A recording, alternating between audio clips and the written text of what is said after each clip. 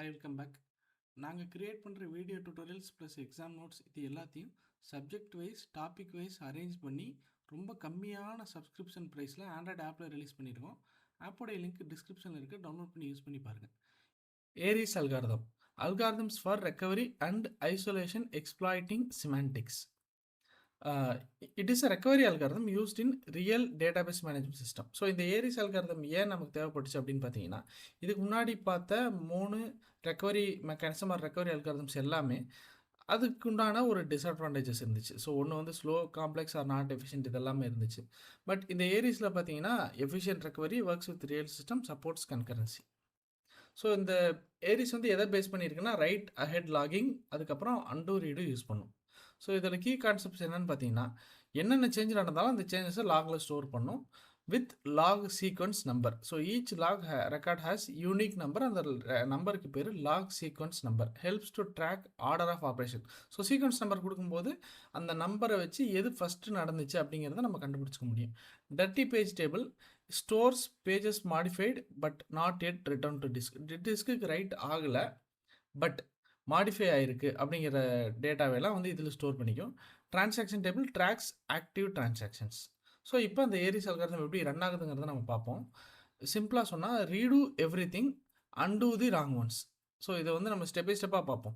Instead of guessing what happened, ARIES algorithm uses log to two all the process. So இந்த லாகை வச்சு, அதனால தான் நம்ம சொல்கிறோம் என்னென்ன டிரான்சாக்ஷன் நடக்கும் அது எல்லாத்தையும் லாகில் ஸ்டோர் பண்ணுறோம்.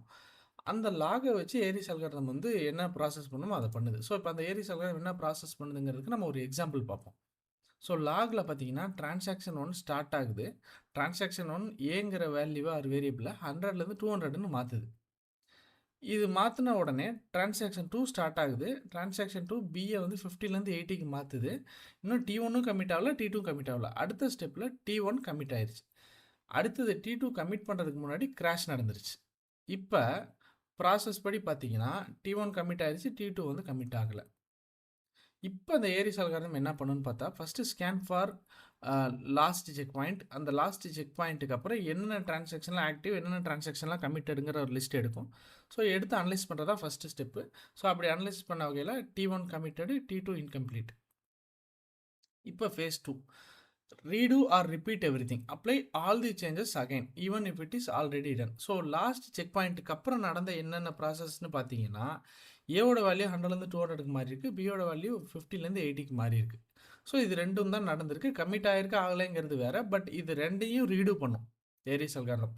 ஸோ ஏங்கிற வேல்யூ 200க்கு ரைட் ஆயிரும், பியோட வேல்யூ 80க்கு ரைட் ஆயிரும். ஓகே, இதில் நம்ம சொல்ல வந்தது தான், ஈவன் ராங் டிரான்சாக்ஷன்ஸ், கமிட் ஆகாத டிரான்சாக்ஷனும் அப்டேட் பண்ணப்படும், ரீடன் பண்ணப்படும்.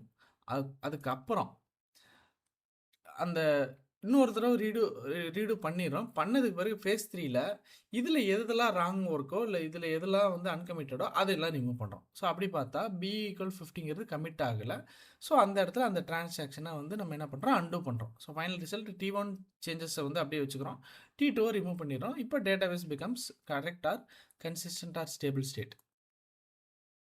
ஸோ அதை சிம்பிளிஃபைடாக சொன்னால் ஃபஸ்ட்டு அனலைசிஸ் பண்ணுறோம். அனலைஸ் பண்ணதுக்கப்புறம் என்னென்ன ஸ்டெப்ஸ் இருக்கோ அந்த ஸ்டெப்ஸ் எல்லாத்தையும் ரிப்பீட் பண்ணுறோம், ரீடு பண்ணுறோம். இன்கம்ப்ளீட்டாக இருக்கிறத மட்டும் தேர்ட் ஸ்டெப்பில் ரிமூவ் பண்ணுறோம். ஸோ ஏன் வந்து ரீடு ஃபஸ்ட்டு பண்ணுறோம் அப்படின்னு பார்த்தீங்கன்னா, ஃபஸ்ட்டு அண்டூ பண்ணோம்னா சில அப்டேட்ஸ் வந்து டேட்டாபேஸ் ரைட் ஆகாமல் போயிடும். அதனால் ஃபஸ்ட்டு வந்து ரீடு பண்ணிடுறோம். ஸோ டேட்டாபேஸில் ரைட் ஆகாமல் இருக்கலாம், இல்லை சில இது ரைட் ஆகிருக்கலாம். ஸோ ரைட் ஆகுது ஆகலை டசன்ட் மேட்டர், எல்லாத்தையும் ஒரு தடவை சிங்க்ரனைஸ் பண்ணிக்கிறோம். அதுக்கப்புறம் wrong transaction or partial or incomplete டிரான்சாக்ஷனை மட்டும் அண்டூ பண்ணிடுறோம்.